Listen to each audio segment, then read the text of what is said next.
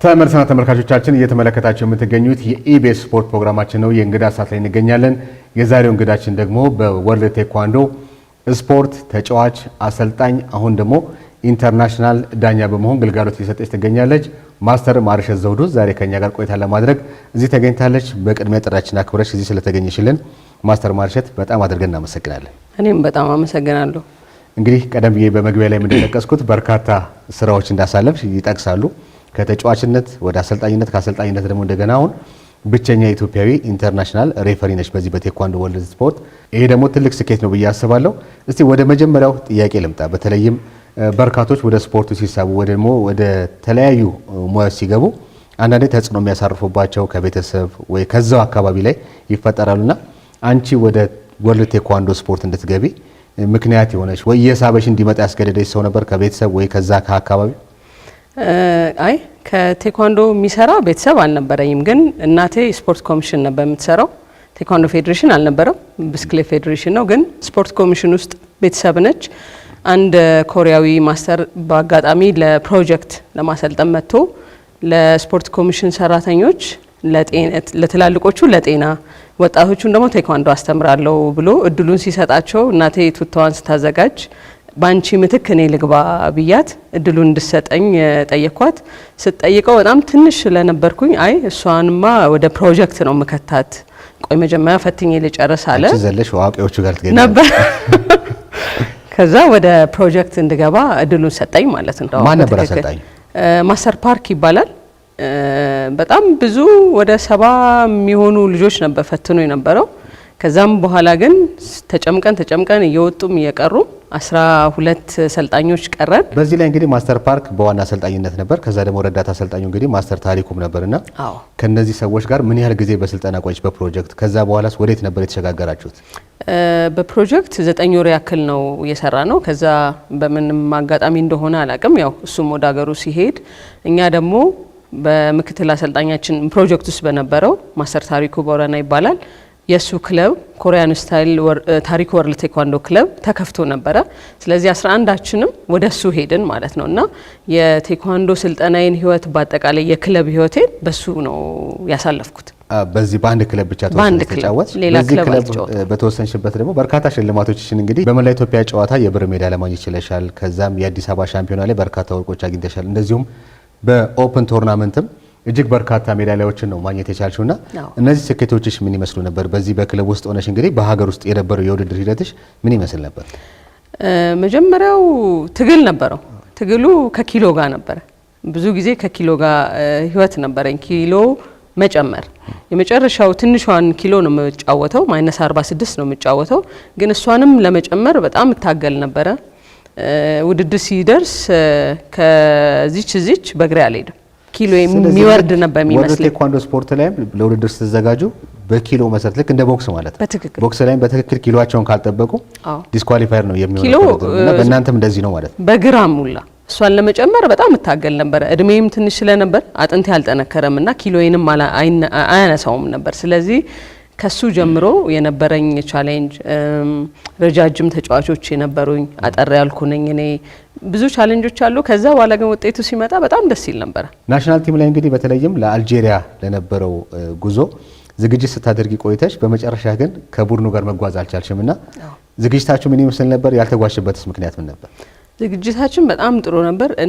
የመጀመሪያ ውድድሬን ነው ኦፕን ቶርናመንት ላይ ወርቅ በልቼ የብሔራዊ ቡድን የተመረጥኩት። በዛን ጊዜ ባለሳሳት ለ6 ወር ያክል ከቡድኑ ጋር የመጨረሻውን ምርጫ ድረስ ሄጃለሁ ማለት ነው። 2 እስከምንቀር ድረስ ማለት ነው። በመጨረሻ 7 ኪሎ አካባቢ ጎሎኛል። እድሜ ደግሞ ወደ 4 አመት ዝቅ ብያለሁ። ስለዚህ አንደር ዌይትም አንደር ኤጅም ነበርኩኝ ማለት ነው ያኔ። ስለዚህ በርቺ ለሚቀጥለው እንገናኛለን ተብዬ ነው የወጣሁት። ቀጣይ ደግሞ ሞዛምቢክ ላይ የነበሩ ድሮች ነበሩ 2011 ላይ። ያስ ሂደት ምን ነበረ? በዛ ተሳትፎችስ እንዴት አገኘሽው? ምንም ጥያቄ የለውም። በተቀነስኩ በነጋታው ወደ ክለቤ ተመልሼ ልምምዴን ጀመርኩ ለ4 አመት ጎል። ስለዚህ በ4 አመት ውስጥ በርካታ ኦፕን ቶርናመንት ነበር፣ የልጃገረዶች ውድድር ነበር፣ መላ ኢትዮጵያ ጨዋታ ነበር፣ አዲስ አበባ ሻምፒዮን። እነሱን እያሸነፍኩ የመጨረሻው ደግሞ የብሔራዊ ቡድን ምርጫ ሌላኛውን ጨዋታ ወርቅ በልቼ ተመልሼ ወደ ናሽናል ቲም መቀላቀል ቻልኩኝ። ስለዚህ በጣም ኪሎህን ጠብቀ ጤናህን ጠብቀ በየቀኑ ጉዳት አለ እነሱን ጠብቀን እንግዲህ ወደ ሞዛምቢክ ለማቅናት የመጨረሻውን ኢቫሉዌሽን አልፌ ለማቅናት ቻልኩኝ ማለት ነው። የሞዛምቢኩ ምን ይመስል ነበር? በጣም ደስ ይል ነበር። መጀመሪያ ያው የመጀመሪያው ድሌ መሄዱን ነበር። የ4 አመቴን ጨርሼ አሳክቼ መሄዴ በጣም ትልቅ ሰክሰስ ነበረ። ከዛ ስሄድ ማስታውሰው ትንሽ የመጀመሪያው አካባቢ ቻሌንጅ ነበሩን። ልጆች ጠፍተው ነበር ከውድድር በፊት የነበረው ስሜት በጣም ቤስት ፍሬንዶቼ ወንድሞቼ የምላቸው በጣም ደንግጠን ነበረ እና ይሄ ማረጋጋቶች የነበረው ወኔ ትንሽ ወርዶ ነበር። ከዛ ደግሞ ተመልሰን ከ3 ቀን በኋላ ተጫዋች ነኝ፣ ስለዚህ መመለስ ነበረብኝ ወደ ስሜቴ። ቲም ስፕሪታችሁ ትንሽ ተጎድቶ ነበር፣ በጣም ተጎድቶ ነበር። ከዛ ድጋሚ ለአሰልጣኛችን ደግሞ የቀረነው ልጆች ወኔ መስጠት ተስፋ መስጠት ነበረብን እና የእውነትም እል ነበረ ቺንዳውን ዳረክ ቺናፕ አረጋለሁ ብየዋለሁ እና እግዚአብሔር ደግሞ ፈቅዶ የነሐስ ሜዳሊያ ባለቤት ሆንኩኝ እዛ ላይ። ይህ ትልቅ ስኬት ነው ለሀገር። ምክንያቱም በዚህ ስፖርት ላይ ብዙ ስራዎች የተሰሩባት ሀገር ናት ብዬ አላስብም። ግን ፍላጎቶችና ጥረቶች ደግሞ በተወሰኑም ኤሊት ስፖርተኞች ደግሞ እንደዚህ አይነት ውጤቶች መምጣታቸው የሚያስከብር የሚያስመሰግንሽ ነው። ከዚህ በኋላ ግን በተለይም በድጋሚ ኢንተርናሽናል ጨዋታዎች ላይ ትታያለች ተብሎ ሲጠበቅ ግን ጉዳት ደግሞ መጣ። ግራግርሽ ላይ ይመስለኛል የደረሰው ጉዳት ለበርካታ ጊዜያት ከጨዋታም ከስፖርቱ ማራቀሽና እንዴት ነበር የተፈጠረው? ያ ጉዳትስ እስከምን ደረጃ ሰርጀሪ ሁሉ እስከመደረግ ይመስለኛል የደረሰው? እሱ ጉዳት በልምምድ ይጀማምረው ነበረ። ጨዋታ ሳረግም ያመኝ ነበረ። ግን አንዳንድ ጊዜ ቀነሳለውንም ትፈራለህ፣ ሁሉንም ጉዳቶች በጠቅላላ አትናገርም፣ ዋጣ አርገህ ትይዛለህ። ስለዚህ እየወጣ እንደመጣው ከዛ በኋላ ወደ ፊትነስ ኢንስትራክተር ሆኜ ነበረ። ወደ ስልጠናው ለመግባት እየሞከርኩ ነበርና ስፒኒንግ ባይክ እያሰራው ይሄ አይ ቲንክ ተንጠልጥላ የቀረች ነገር ነበረች መሰለኝና ጣ ብላ ተበጠሰ ማለት ነው። የሚኒስከስ ቲር አጋጠመኝ። ስለዚህ ወይ ሰርጀሪ ወይ ደግሞ እንቅስቃሴዎች መገደብ ምርጫ ነው የሰጠኝ ዶክተሩ። በዛን ሰዓት ሰርጀሪን አልወሰንኩም። መገደብ ከባድ ነው። ሰርጀሪውንም እውነት ለመናገር አልፈለኩም። ከዛ እንዴት ወጣሽው ወደ እንቅስቃሴዎቹ? ደግሞ አራክሽም ያው ተወዳዳሪ ባትሆኝ። አዎ ከዛ ምንድነው መሆን ምን ማድረግ ነው? ከዚህ በኋላ ማስተማር እፈልጋለሁ፣ ግን ለማስተማር ምን ማድረግ አለብኝ ብዬ አሰልጣኞቼን ማማከር ጀመርኩ። ስለዚህ ስልጠናዎችን መውሰድ፣ በስልጠናዎች በትምህርቶች ብቁ መሆን አለብሽ ተባልኩኝ። ስለዚህ ወደ መማር ወደ ኮርሶች መውሰድ ወደ እነሱ ደግሞ ዞርኩኝ ማለት ነው። በዛ መሀል እየተማርኩኝ ሙሊና ወርልድ ቴኳንዶን አቋቁሜ ነበር። ክለብ አቋቁመሽ ነበር? አዎ መሀል ላይ ዩኒቨርሲቲ እየተማርኩ ክለብ አቋቋምኩኝ። ፕላስ ደግሞ ኢንተርናሽናል ስኩል ላይንሀርት አካዳሚ የሚባል አስተምራለሁ ስፖርት ትምህርት። ከዛ ደግሞ ወደ አክቲቬት ወይም ላይፍ ፊትነስ የሚባል ጂምናዚየም ውስጥ ደግሞ ፊትነስ ኢንስትራክተር ሆንኩኝ ማለት ነው። ክለብሽስ ወዴት ሄደ? ምክንያቱም ሁለት አይ ቲንክ ቁጥር 1 ቁጥር 2 እንደነበረሽ በሳቱ አስታውሳለሁና አሁንም ክለቡ አለ ወይስ በምን ሁኔታ ይገኛል? ክለቤ ቁጥር 1ን ለልጆች በጣም መስራት ለሚፈልጉ በስሬ የነበሩ ጓደኞቼም ነበሩ፣ ጎበዞች ተጫዋቾቼም ነበሩና ቁጥር 1 እስካሁን እየሰራ ነው እነሱ ጋር በእነሱ ስር። ቁጥር 2 ግን ለረጅም ጊዜ ሄዶ ልክ ኮቪድ ሲመጣ የመጀመሪያው ስራ ያቆመው የስፖርት እንትን ላይ ቆሞ ያለ ነው። የዛን ሰዓት ነው የተዘጋው። በዚህ መሀል ግን ስኮላርሺፕ ደግሞ አገኘሽ ወደ ደቡብ ኮሪያ። አዎ ትምህርቶችን የበለጠ አንቺ ፍላጎትሽን ደግሞ ወደ አሰልጣኝነቱም ከፍ የሚያደርግሽ ማለት ነው። ያን ስኮላርሺፕ እንዴት ነበር ያገኛችሁት? 3 አፍሪካውያን ብቻ ነበራችሁ በዛ ስልጠና ላይና ከቦትስዋና ከኬንያና አይ ቲንክ ከኢትዮጵያ ደግሞ አንቺ። እንዴት ነበር ቆይታችሁ? ስልጠናው የሲፒአይ ይባላል። የኮሪያ ካልቸራል ፓርቱን ለማሳወቅ አንዱ ደግሞ ባህላዊ ነገራቸው ቴኳንዶ ነውና ወደ ፌዴሬሽኑ እድሉ መጣ ማለት ነው። ስለዚህ ያንን ነገር እንድንሳተፍ ያወጡት ክራይቴሪያ ነበረ። ስለዚህ አስገባው ሲቪዎችን። ከኮተቤ ዩኒቨርሲቲ ኮሌጅ ስፖርት ሳይንስን እሁድ ተመርቄ ሮብ ወደ ኮሪያ መራው ማለት ነው ያለምንም እረፍት። አሪፍ አጋጣሚ ነው ደግሞ በጥሩ ሞራል በዚህ አንድም አጠናቀሽ ወደ ሌላኛው ደግሞ እና ደግሞ ወደ ዓለም አቀፉ በስፖርት በምትወጁ ስፖርት በተጫወትሽበት አሰልጣኝ መሆን በምትፈልግበት ሞላ ደግሞ መጠራት መጣ። ከዓለም 12 ሀገሮች ነበርን። ከአፍሪካ ደግሞ 3 ሀገሮች ነበርን። እንዳልከው እኔ ያለው ኢትዮጵያ፣ ኬንያና ቦትስዋና፣ ሌሎቹ ከተለያየ ከኤዥያ ከአፍሪካ ከአሜሪካ ከተለያየ ሀገሮች ነው የተካተት ነው የነበር ነው። ይህንን ስልጠና ለ5 ወር ነው በኮሪያ ሀገር የሰራሁት። ከባድም ነበረው ጥሩም ነበረው በጣም። ስለዚህ ጥሩ ጊዜ ያሳልፈሽበታል? በጣም ጥሩ ጊዜ። ከዚህ በኋላ ደግሞ ከሄድኩበት ኮቺንግ ስልጠናው ውጪ ደግሞ ግሎባል ማስተር የምንለው ትልቁ ደግሞ የቴኳንዶ የግሎባል ማስተር ስልጠና ደግሞ እዛ በነበርኩበት ወቅት አጋጣሚ ፕሮግራም ወጣ ማለት ነው። ስለዚህ እኔ የምወስደው ይሄኛውን ዋና ከተማ ሶል ላይ ነበረ። ሙጁ የሚባል የትልቅ የቴኳንዶ እንደ አካዳሚ ነበረ። ወደዛ ደግሞ አመርቼ ግሎባል ማስተርስን መውሰድና ፈተናውን ማለፍና ግሎባል ማስተር መሆን። ስለዚህ በአንዱ ስኮላርሺፕ አንቺ ኮምፒቲሽን አስፈታሽ ነው የመጣሽውና በትክክል የዚህ ቆይታሽ ግን ለሀገራችን ምን ትምህርት የሰጠሽ ነገር አለ? ምን ማድረግ እንደምንችል የነገረሽ ነገር አለ? ልዩነቱ እንዳለ ነው። አንደኛ መሰረት ከመሰረቱ ለምሳሌ ከሰኞ እስከ አርብ ልምምድ እንሰራለን። ከዛ ቅዳሜና እሁድ እረፍት ይባላል እንጂ እረፍት አናርፍም። ኢለመንተሪ ያላቸው በቴኳንዶ ብቻ፣ ሃይ ስኩል አላቸው፣ ከዛ ዩኒቨርሲቲ አለ፣ ከዛ ነው ናሽናል ቲም። እንግዲህ ይሄን ሁሉ አልፈው ነው ወደ ናሽናል ቲም የሚሄዱት። የአርሚዎችም አላቸው፣ የአርሚ አለ ለብቻው። ስለዚህ እነዚህ ልጆች አስበው ከመሰረቱ ይዘው ነው የሚመጡት። ስለዚህ ናሽናል ቲም ላይ የሚመጡት ኦሬዲ ጨርሰው ሁሉን። ስለዚህ የሀገርን ነገር ብቻ ነው ናሽናል ቲም ላይ መጥተው የሚሰሩት። ወደኛ ሀገር እስቲ አምጪው እንዲህ አይነት ነገሮች። ያው እሱን ነው ማለት አሁን የኛ ሀገር ላይ ትኩረት የመስጠት ሁኔታስ? ትኩረት ዜሮ ነው፣ ምንም የለውም ብል ነው እንትን እምለው ምመርጠው። ከዛ ኢንቫይሮንመንቱ መጀመሪያ ሲጀመር ሴት ስትሆንማ ይብሳል። እግርሽን ልታነሺ ምናምን ሊመጣ ይችላል ብዙ ነገር፣ ወንዱም ሊሆን ይችላል። ድብድብ ብሎ ነው ሙሉ ለሙሉ እንጂ ነገ አገርን የሚያስጠራ ወይም ደግሞ ሜዳ ላይ የሚያመጣ ስፖርት ነው። እንደ እግር ኳሱ ወይም ደግሞ እንደ አትሌቲክሱ እንደ ስፖርቱ ላያየው ይችላል። አሁን ግን በጣም እንዲሁም ጥሩ ነው፣ በጣም ለውጥ አለው። ግን ምንድነው ለምሳሌ እንደ ፕሪሚየር ሊግ እንደሚባለው አሁን የክለብ ሻምፒዮንሺፕ በአመት ስንት ይካሄዳል? አንዴ ወይ ሁለቴ። መላ ኢትዮጵያ ጨዋታ በሆኑ በተለያዩ በሀገራዊም በምንም ተብሎ በ9 አመት ተካሄደ ለምሳሌ። ስለዚህ ተወዳዳሪ መፍራት አይችልም፣ ውድድርም አያገኝም። ስለዚህ ነገ ናሽናል ቲም ላይ ስታመጣው ያ ልጅ ብዙ ቻሌንጅ ነው። በቃ ሁሉንም ነገር እዛ ነው ማስተካከል የሚችለው። እዛ ተጣርቶ የሚመጣ ነገር የለም። ሁለተኛ እንዳልሽም ውድድሮች ከሌሉ አንድም ተጫዋች በስልጠና ብቻ ራሱን ሊያውቅ አይችልም። ውድድሮች ናቸው የበለጠ የሚያበረቱትም ራሱን ማቀሙን የሚያውቀውና ብዙ ልዩነቶች እንዳሉ በጣም ብዙ ልዩነት መሰረት ከመሰረቱ አካዳሚ አሁን እንደውም ጥሩ አለን። አሁን አካዳሚ ውስጥ ልጆች እየፈሩ ነው። እንደሱ አካዳሚዎች ቢበዙ ከዛ በየጊዜው የቴኳንዶ ፕሪሚየር ሊግ ቢኖር አትሊስት በየጊዜው እንኳን ባይሆን በወር እንኳን ቢሆን ልጆች ውድድር አቅማቸውን ቢፈትኑ ኮቾች አፕዴት የሆኑ ስልጠናዎች ቢወስዱ ከዛ በኋላ ከዛሬ ውድድሩ ኮቹም የተሳሳተውን ተጫዋቹም እያየ ሲመጣ ናሽናል ቲም ላይ ሲሄድ ናሽናል ቲም አሰልጣኙ ተጫዋቹ ስራው ይቀንስለታል። እስቲ ደግሞ ከደቡብ ኮሪያ መልስ ደግሞ ወደ ናሽናል ቲም እንምጣው። ወደ አሰልጣኝነት ህይወት ደግሞ መተሻል። አሁን ደግሞ ወደ ብሔራዊ ኃላፊነት ደግሞ መጣሽና ልክ እንደተመለሽ ነው ብሔራዊ ኃላፊነቱን ያገኘሽው። በተለይም ከማስተር አዲስ ጋር ምክትል ሆኖ የመስራት አጋጣሚውን አገኘሽ። በዚህ በብሔራዊ ቡድን አሰልጣኝነት እንግዲህ አንድ ስፖርተኛ ደግሞ ይነሳል፣ ሰለሞን ቱፋ እናነሳለና ያንቺ አሻራ ያረፈበትም ተጫዋች ነው። ይህ ተጫዋች እንግዲህ ሁላችሁም እንደምታውቁት ቀደም ሲል በኢቢኤስ ስፖርት ፕሮፋይሉንም ወደ እናንተ አድርሰን ነበር። ይህ ስፖርተኛ እንግዲህ ለቶኪዮ ኦሎምፒክ ማለፍ የቻለ ተወዳዳሪ ነበርና ስለዚህ ቆይታሽ እስቲ አንዳንድ ነገሮችን አጫውችን።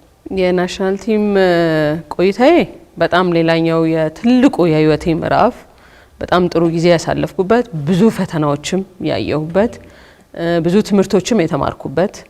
ያው ማስተር አዲስ ማለት በብሔራዊ ቡድን ህይወቴ አስተማሪ የነበረ ቅድም እንዳወራ ነው ውጤት ስናመጣ ሁላችንም እሱን ነው ቀና አረጋለሁ ብዬ ቃል ገብቼ የነበረው። አሁን ደግሞ አድጌ ደግሞ የሱ ምክትል አሰልጣኝ መሆን ሌላ ትልቅ ደስታና ትልቅ ሰክሰስ ነበረ። ከኮሪያ እንደመጣው 1 ሳምንት ይሆናል ያረፍኩት እንጂ ወደ ውድድር ለምን ቅርብ ውድድር ነበረ የአርጀንቲና የመጀመሪያው የአርጀንቲና ምርጫ ነበረ የዩዝ ኦሎምፒክ ማጣሪያ ለሱ ጀምረን ግን በመሃል ደግሞ ለአፍሪካ ጌም ሲኒየርም ጁኒየርም እያልን ብዙ ውድድሮች ነበሩና ሰለሞን ቱፋ በጣም ልዩ ተጫዋች ነው። እንደዚህ እንደ ቀላል ያለፈውም ውድድር አይደለም። ቶኪዮ በጣም ብዙ አመት የሰራ በጣም ብዙ ጉዳቶች ጉልበቱ ላይ ተጎድቶ በጣም ብዙ ሕክምና ያረገ ብቻ በህይወቱ ቻሌንጅ ያረገው እንጂ ይሄ ዛሬ መቶ ዱብ ያለ ተጫዋች አይደለም።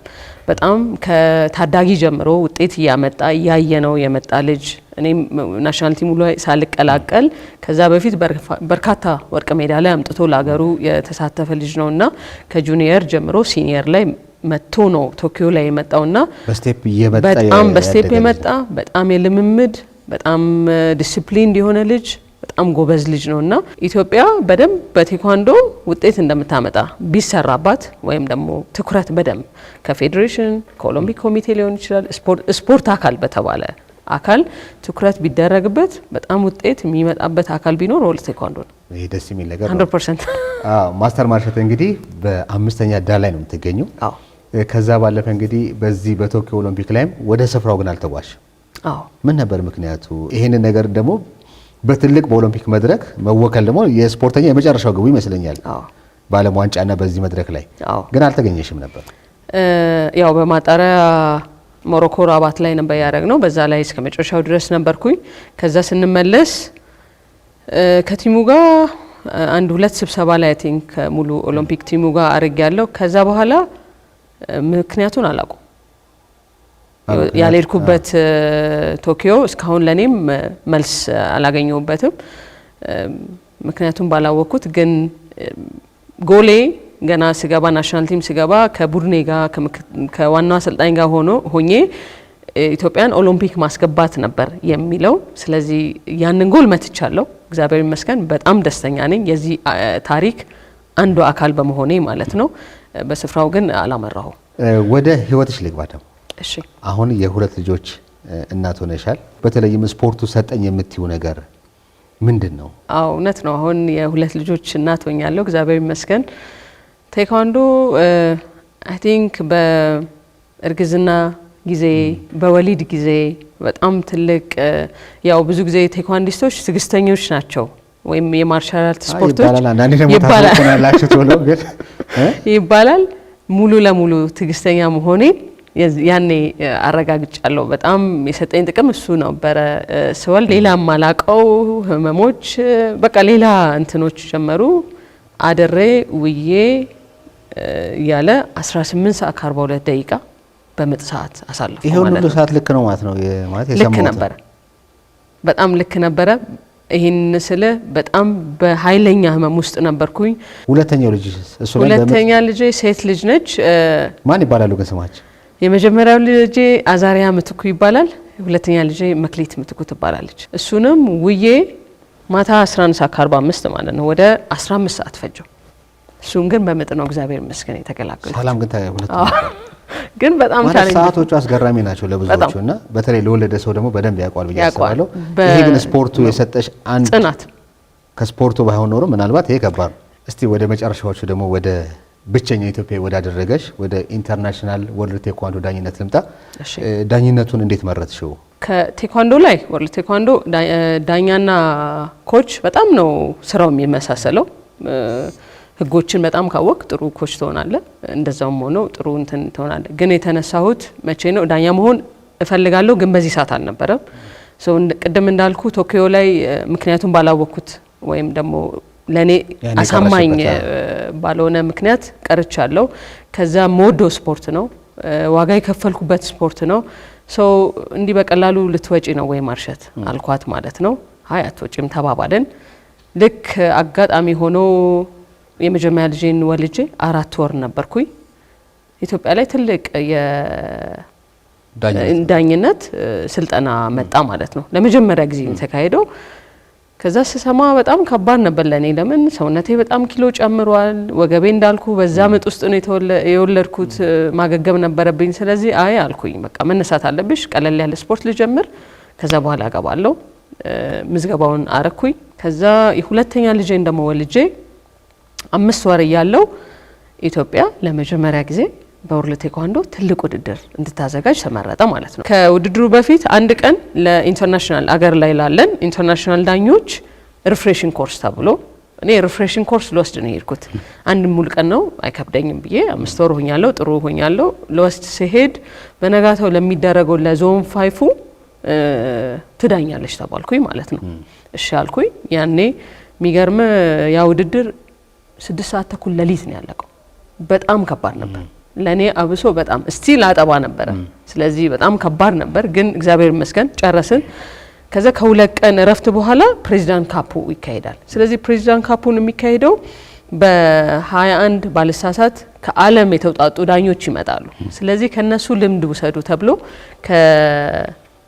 ከዞን 5 ላይ ደግሞ ከዳኘ ነው ተመረጠና ቮለንተር እንድንሰራ እድል ተሰጠ። ግን የዛን ሰዓት ኦሬዲ ኢንተርናሽናል ዳኛ ነበርኩኝ። ከዛ ማሊ ባማኮ ላይ አፍሪካ ሻምፒዮንሺፕ ላይ ጥሪ ተደረገልኝ። ከማሊ በኋላ ደግሞ እንደገና በቅርቡ ደግሞ በናይጄሪያ ተሳትፈሽ ነው የተመለሽው በዳኝነቱና አገርን እንግዲህ በብቸኝነት ወክለሻል። ብቸኛ ኢትዮጵያዊ ኢንተርናሽናል ዳኛ ነሽ በወርልድ ቴኳንዶ። ሽልማትም ደግሞ ስትቀበይ ተመለከትንና ሽልማቱ የምን ነበረ? ቆይታሽስ ምን ይመስል ነበር? ውድድሩ ላይ ነበረሽ ተሳትፎ? የናይጄሪያው በጣም ሌላ ትልቁ ስኬቴና በጣም ጥሩ ጊዜ ነበረን። ከማሊ መልስ 1-2 ወር ቢሆን ነው አልሞላም። እንዲሁም ይሄኛውም ውድድር በጣም ትልቅ ውድድር ነበረ። ከፊት ለፊት ለሚመጣው ለ2026 ሴኔጋል ላይ ለሚካሄደው የኦሎምፒክ ዩዝ ኦሎምፒክ አለ ለነሱ ብቁ ልጆች ብቁ ተጫዋቾችን በአፍሪካ ላይ እንዲታዩ የተደረገ ውድድር ነበረ።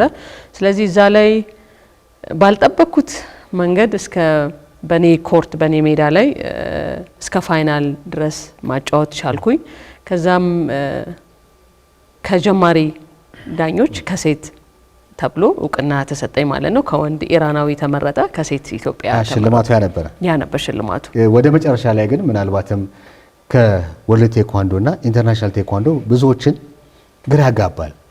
እንደ ባለሙያ አንቺ መተሽ ደግሞ ትንሽ ልዩነቶችን ብትነግሪን። ወርልድ ቴኳንዶና ኢንተርናሽናል ቴኳንዶ ምንድነው ልዩነታቸው? ሁለቱም በማርሻል አርት ውስጥ የተካተቱ ናቸው። መጀመሪያው በአገር እንለያያለን። ኢንተርናሽናል ቴኳንዶ የሰሜን ኮሪያ አርት ሲሆን ወርልድ ቴኳንዶ ደግሞ ከደቡብ ኮሪያ የመጣ አርት ነው። የእጃችን ወይም እኛ ፖምሴ እነሱ ወይም ፓተርን የሚሉት ሙሉ ለሙሉ ይለያያል። የፋይታችንም ስፓሪንግ የምንለውን ፓርታችን ይለያያል። እኛም የወርልድ ቴኳንዶ የኦሎምፒክ ስፖርት ነው። ሁለቱም በቴኳንዶ ስር ናቸው እንጂ አርታችን ይለያያል። በመጨረሻም እንግዲህ ለዚህ ስፖርት እንደበቃ እዚህ ደረጃ ላይ እንድደርስ ላመሰግናቸው የምፈልገው አካላት አሉ ካልሽ ወይ ደግሞ ልታስተላልፍ የምትፈልጊው መልእክት ካለ ደግሞ እድል ልስጥሽና ውይይታችን እናበቃለን። በጣም አመሰግናለሁ ምስጌ ይህን እድል ስለሰጠኝ። በመጀመሪያ ያው እናቴ ኪዳነ ምሕረትን ነው ማመሰግነው። በመቀጠል ብርቱና ጠንካራዋ እናቴን ነው ወይዘሮ ሙሉ ወርቅ። አጠቃላይ ቤተሰቦቼን በጣም ማመስገን እፈልጋለሁ። በመቀጠል ጓደኞቼ በጣም ማመስገን እፈልጋለሁ። በመቀጠል ደግሞ የልጆቼን አባት ባለቤቴን፣ ለአሰልጣኞቼ ከልብ ምስጋና ማቅረብ እፈልጋለሁ። ማስተር ማርሸት ዘውዱ እንግዲህ እዚህ ድረስ በመገኘት ለሰጠሽን ሙያ ማብራሪያ ላደረግነው ቃለ ምልልስ በተመልካቾቻችን ስም ከልብ አድርገን እናመሰግናለን። የኢቢኤስ ስፖርት ፕሮግራማችን ይቀጥላል። አብራችሁን ቆዩ።